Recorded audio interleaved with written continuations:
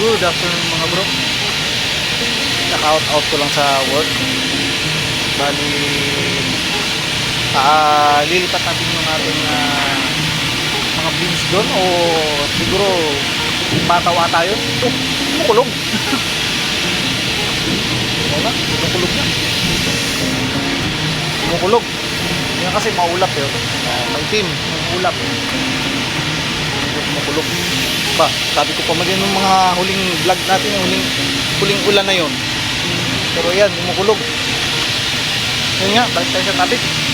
Ayusin natin yung ating hydroponic. Magdadagdag tayo ng isang timba para ilipat natin yung bataw ata yun. Tapatin natin sa ating sitaw. At yung sitaw na maliit na nabansot, ilalagay natin sa hydroponics. Ang gagawin natin yun. Lalagyan ng tape kasi wala marong tape dito. Papaikot ko sana gaya niyan para di kagad masira. Yan, tubig pa lang yan. Lalagyan natin na nutrient solution yan.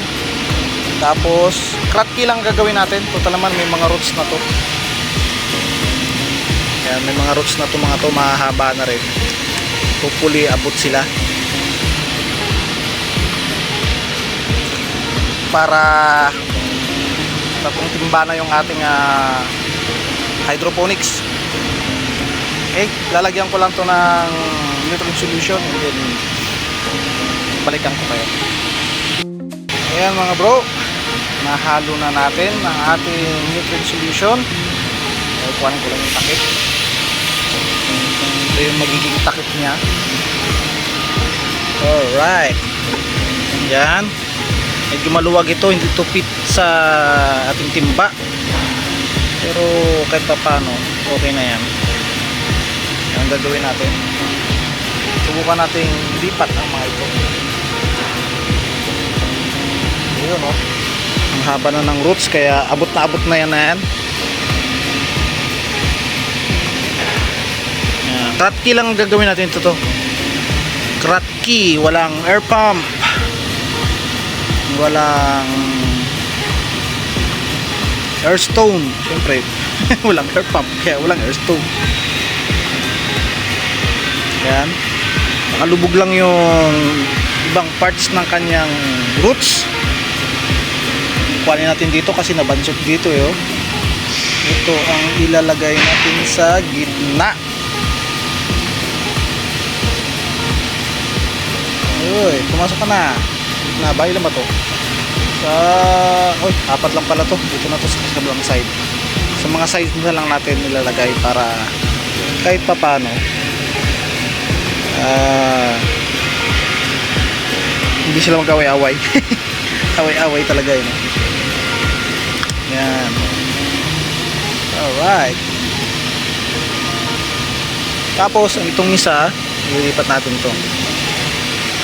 Alright, mahaba na rin itong sitaw na to eh. Wow.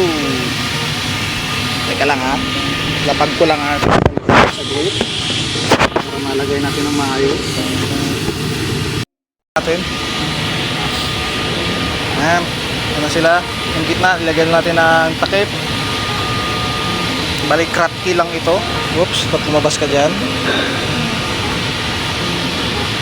sila, hopefully gumadaan tubo nila. Kasi dito nanilaw na nga yung ating sitaw na isa eh. Nanilaw na siya. Talagang hindi pa maganda ang ating aquaponics.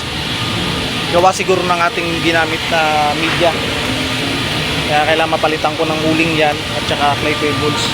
So pagkasahod bibili tayo ng clay pebbles ulit, mga 2 balot para dyan tsaka uling para mas maganda ang ating filtration. Yung mga isda natin, sila time check 6:23 ng hapon. Yan ang update sa ating mga isda, mga koi. Gayon din sa ating mga hydroponics na tanim, panibagong taniman ng hydroponics. Kratky naman. Ito lang na ano ko, madilaw pala tong ano na to, halokbati na to. kakaiba. Madilaw siya. Pero hindi siya bagay sa ganitong nutrient solution kaya madilaw. Yan. Yan ang ating update sa ating nagkakalibangan. Sa mga susunod na araw, magpupunla tayo ng binigay sa atin na kasama ko na si Jason na dumating galing Pilipinas. Kakarating-rating niya lang nung nakarang araw. May dala siyang buto na bataw. Tatanim natin yon. May bunga na talaga, oh. Ayos, ah. Hayaan lang natin ng ganyan para tingnan natin kung tataas pa siya. Pag tumaas pa, lalagyan natin ng gapangan. Ito, tumaas na yun. Tumaas na yung ating alokbate. Update ko kayo sa mga susunod na araw tungkol dito sa ating tinanim na ito na hindi ko alam kung anong tawag dito. So napili natin beans, parang pataw din ata to sa India ata galing to. Napili natin sa market doon sa mga bilihan ng mga tanim.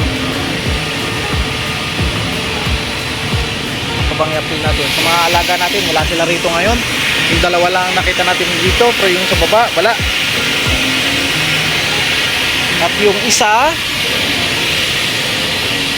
rito, yun, may naglilimlim doon. Naglilimlim na ulit. Yung itim, yung itim dito. Yung nakaya natin itim, wala rin dito, ah. Marunong na lumipad, eh. Hindi ko alam kung saan na tumambay. Dito sa ilalim, kabila. Wala rin dito. Wala rito. Hindi ko alam kung saan tumambay. Wala siya rito, eh. Yun, marunong lumipad. Kasama ng tatay niya sigurado. Pero pag hindi pa marunong lumipad yun, madadali ng pusa yun. Wala rito, eh. Wala sila rito. Dito, wala rin dito. Nako, mukhang nadali na ng pusa. May bulutong natin na itim. Ayun, yun pala siya. Ayun, yun pala siya tumatambay. Yan. Okay mga bro, hanggang dito na lang ang ating video for today. Ingat-ingat na lang lahat. At God bless us all. Bye-bye!